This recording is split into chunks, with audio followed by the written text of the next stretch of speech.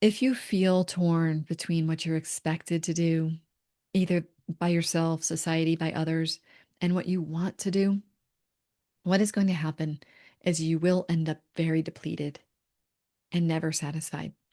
So, unpacking our shoulds can give us the freedom to really live in alignment with the life that we want to be living. My name is Deb Blum, and this is The Whole Soul Way. It's my signature program that I've been teaching for the past 4 years, and I decided to offer the foundation lessons, exercises, and tools for free on YouTube and all of the major podcast channels. Because I truly believe that the world needs more of us healed, whole, authentic, and awake. And you know what? I don't want to be a barrier to anyone getting the help that they need. And in fact, I really want to be part of the change. Each lesson builds on the last. So if this is your first time here, make sure that you start at the beginning. This is your invitation. Show up, do the work, and join the movement of souls who are committed to creating a better world, one inner transformation at a time. Let's dive in. We're going to explore what we call shoulds. What are shoulds? They're things we say to ourselves that we need to do, right? They're essentially inflexible rules about how we should act. And the problem is that most of these rules seem absolutely right and often indisputable. To not follow the rule is bad. So we tend to judge ourselves for deviating from or not living up to this standard or this expectation. These shoulds often spill over into our relationships where then we expect other people to follow the same rules. And if they don't, then we feel judgmental or we feel irritated or upset by them. The thing is that we talk about the backpack and how we have these holes and things become wounds. And then we take those holes and we put them into the backpack and then they weigh us down. Shoulds are just another thing that go into our backpack, weighing us down with these expectations and pressure. Keywords that indicate shoulding. Have you ever heard of someone says you're shoulding on yourself? These are words like should, ought, like ought to, have to, need to, cannot, must. The thing is that when we're shoulding on ourselves, in many ways, we're arguing with reality. We're expecting things or ourselves to be different than they are. Let's talk about this concept of introjection, which is essentially someone else, society, parents, teachers, whatever it is, have said that this is something that we should do. And then we take it on for ourselves. We may not even remember that that came from society. I want you to think about things that you say, this is just how I've always been. But actually, it's probably something that got introjected into you. If you say this is just what it should be, or this is just how it works in the world, it's probably been introjected into you. And the worst part of shoulds is actually unexamined shoulds, that we unconsciously took these things on and that we just assume that they're true. It's fait accompli. This is what's right. This is what's wrong. You should be this way. You should not be that way. Examined shoulds are ones that we've critically examined and decided what makes sense for us and our values and how we've chosen to live our lives in accordance with it. And if we're examining our shoulds, it also means that we're probably regularly revisiting them and re-examining them to make sure that they continue to feel aligned and life enhancing. So it's really important that we unpack and examine our shoulds, which is what we're doing in this self inquiry lesson. If you haven't already gone and gotten the workbook, I highly recommend you do at thewholesoulway.com/workbooks. Now, there are three or more primary types of shoulds. The first one is shoulding on yourself. The second one is shoulding on life's circumstances. And the third one is shoulding on others. Let me tell you a couple of examples. Shoulding on yourself could be I should be less lazy. I should get more done. I should be skinny. I should read more books. I should be kinder to my husband. I shouldn't have been that way. Okay, you got the gist. Shoulding on your life circumstances is more like, "Ah, I should really have a more peaceful life. I shouldn't have to deal with this. Life shouldn't be this hard. This should not be happening to me. This restaurant should have better parking." Those are some good examples. Okay. And then shoulding on others. Well, that sounds a lot like shoulding on ourselves, but we just say it about other people. Like, my kids should listen when I say what to do. My husband should be more reliable. You should be more focused. They should be more respectful. They shouldn't talk back to me. I should not have to pick up his socks. My boss should not expect me to work on weekends. So you get the gist. There are these three different categories. It's important to note that there are three different categories because oftentimes we think about just the shoulding that we're doing on ourselves and the pressure, especially when we're doing self love work, but we really need to examine all the ways that we're shoulding in our lives. Now, what's the problem with shoulds? Well, other than the fact that you carry a lot of pressure, you feel the burden from them, you feel that weighed down by all these ways you're supposed to be acting. When we think about it from the standpoint of this journey, I would say shoulds cause holes and splits inside of us. It causes us to feel this sense that we're not okay the way that we are. And often our shoulds aren't even in our conscious awareness. They're like an inner tape or an inner voice playing out in our subconscious mind, nagging us all day long. It's like whatever we're doing, we should be doing something else. And each of these causes a little split inside of us. This disconnect from reality is that I'm doing this, and this sense that I'm doing it wrong, I'm bad, I should be doing something else. And so it takes us away from the present moment. It keeps us focused on something over here instead of right here, right now. When we should on ourselves, it causes us to be split mentally in two or more places. It makes it impossible for us to be present in the moment because we never think we should be there. We think we should be somewhere else. We may be physically doing one thing, but mentally that tape is playing of a should that consumes us so that we're never fully present. For example, I've heard moms say this all the time. When they're at work, they feel guilty that they should be with their kids. When they're with their kids, they feel guilty because they have work to be doing. Do you get that? So this creates this mental split. And it's a source of huge regrets when we look back on our lives. The solution really is to examine these shoulds and make choices, accept or change it. Underlying these shoulds is really a wound, it's pain. We do it for a reason, but at some point we have to make a decision and come into how we want to live our lives, even if it's not in accordance what we thought was right, what other people think is right, or when it's different than what we expected. I'm going to give you an example. I'm a little bit embarrassed about this, but I'm going to tell you the truth is that I had this inner split with me where we got a dog. And I wasn't really the one that wanted to take care of the dog. And it was really important to me that everybody knew that I don't really want to be walking this dog all the time because I already feel overwhelmed taking care of young children. And so I wanted my husband to walk the dog more. I was hoping the kids might walk the dog. But I would feel guilty every single day. I felt like the neighbors were going to judge me because I wasn't walking the dog enough, that I was a bad person and I wasn't taking good care of my dog because I wasn't walking the dog enough. And one day I decided that I'm not a dog walker. I decided that I'm just not good at walking the dog. It's not going to be a thing I do. I don't really like walking the dog. Now, I might feel differently right now because I don't have children at home and I have time to be able to do things like that. I go for a walk every day. I'd probably love to have a dog to walk with me, but at the time I was busy. I had too many things going on. And so I made a decision that I'm not going to walk the dog. And you know what? I did feel some guilt for that. I did feel a little bit of like, oof, that is a pretty bad person that I decided to do that. But I decided to accept myself that way. I was like, it's just the reality of who I am and where I am and what I don't want to do. So we did hire a dog walker, and my husband did take on walking the dog more often. But the reality is that I had to change what I thought I should do and come into acceptance so that I didn't steal my present moment time and focus with my children by being so distracted that I was supposed to be walking the dog, that I should be walking the dog, and that a good person would be walking the dog.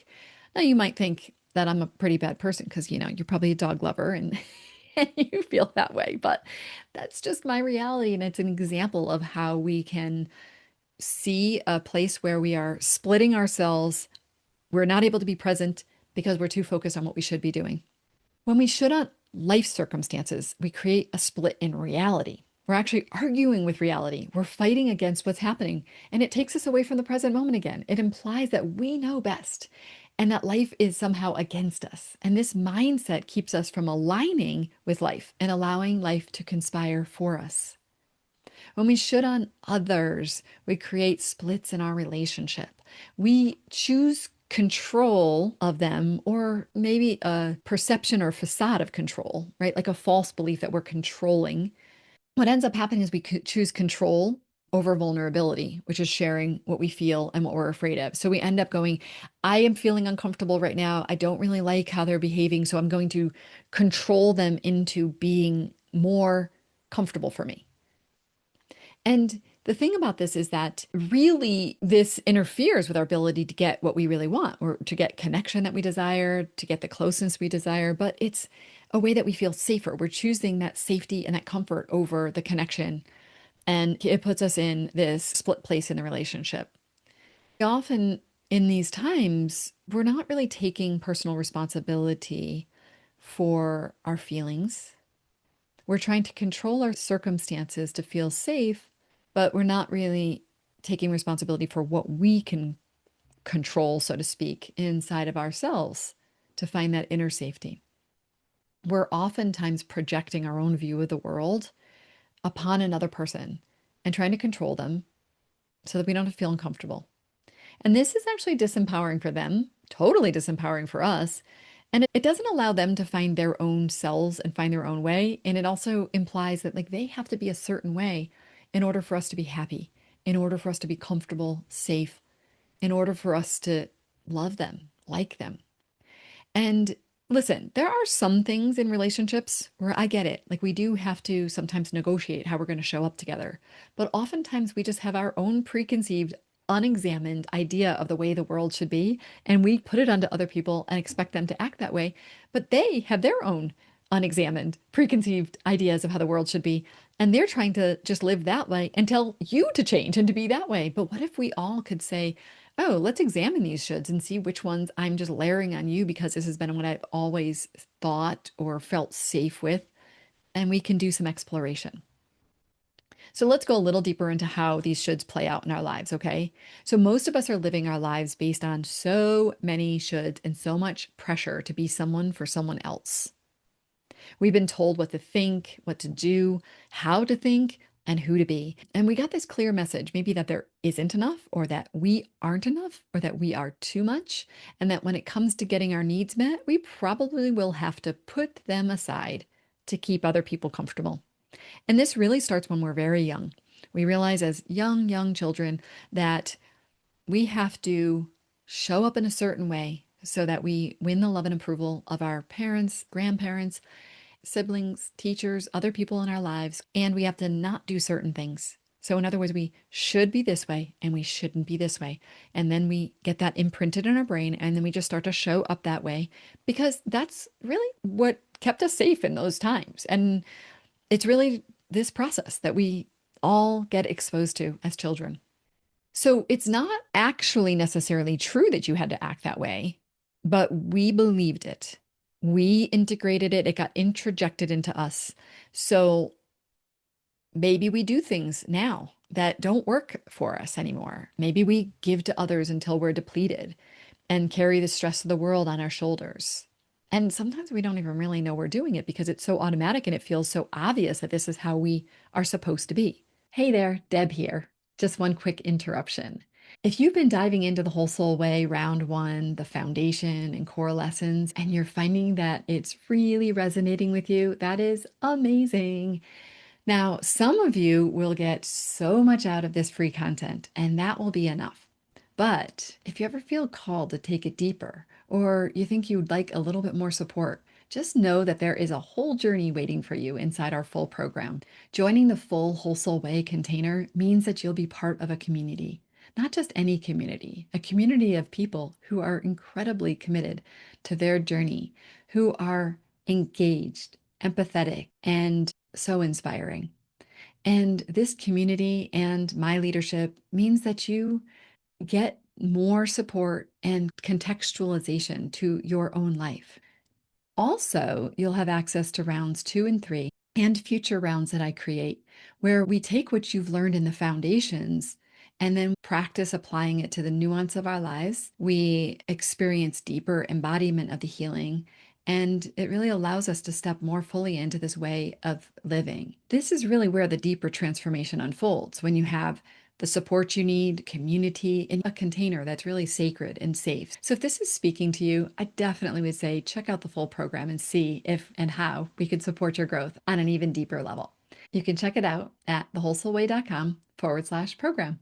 Okay, let's get back to it. Another thing that happens to us because society rewards it is that often as women, we've suppressed our feminine qualities in nature in favor of a more masculine way of doing and achieving, and maybe it's burning us out. Likewise, oftentimes men are suppressing their feminine qualities, their feelings, their needs in favor of this more masculine way of doing and achieving.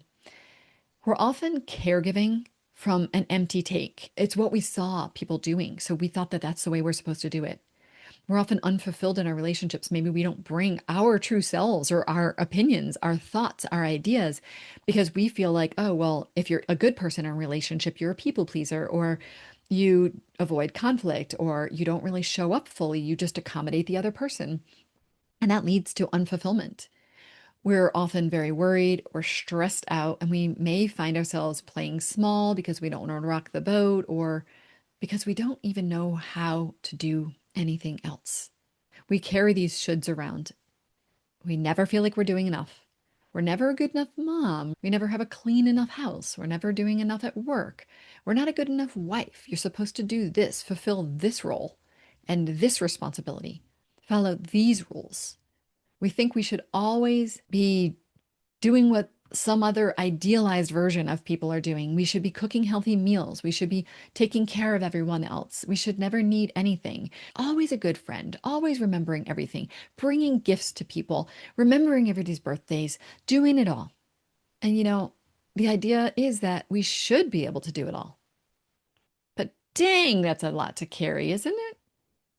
And then what happens if we feel upset at the world because we are doing it all and others should be doing more? Or they should see and appreciate all that we do. They should treat us better. And life should not be this hard. So we start to should on life. We start to should on other people because all of these shoulds are so disempowering that we feel like we don't really have a seat at the proverbial table. We don't think we have a choice. We think that we have to follow these rules, roles, and responsibilities. But I will tell you the antidote is to get real. We are often not claiming our spot at the table. Maybe we feel like we don't have a right to ask for what we want. We don't have a right to be so demanding. So we don't speak up. And maybe it's because we don't want to disappoint somebody else. Maybe we don't want to be judged for being too outspoken, maybe too difficult, too needy. We end up doing things that we don't even want to do because we don't know how to say no. We don't want to upset somebody. We don't want to be perceived as unkind or impolite. Often we're not feeling the type of support that we long for from friends or partners, and something feels missing in our life. We feel like we should be able to do it all. We feel dissatisfied and ready for a change. We feel like we should be satisfied, and it's such a messy, confusing place for us. We don't even know who's in charge of the life that we're living. And the truth of the matter is that we are, but it doesn't feel that way. It oftentimes feels like all these shoulds are running our lives, all these tapes, all these things that are out there over and over and over again, telling us we have to do different things. We have to be this way. We have to hold on to this belief from our childhood.